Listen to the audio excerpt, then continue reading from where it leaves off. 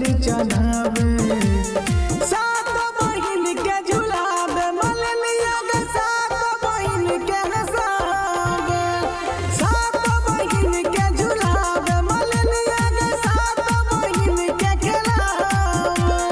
निमिया में झुलवा लगावे मलनिया के निमिया में झुलवा लगावे सात बहिन के नचावे मलनिया के सात बहिन के झुलावे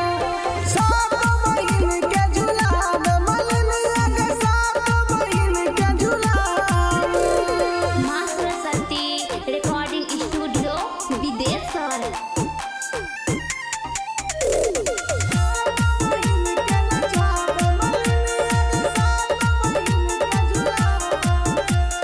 सरजित पवन कहो पायलट विकास गे एवरी मैया के न करी निराश गे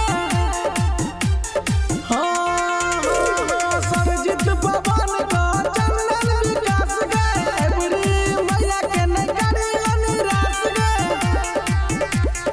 राजू से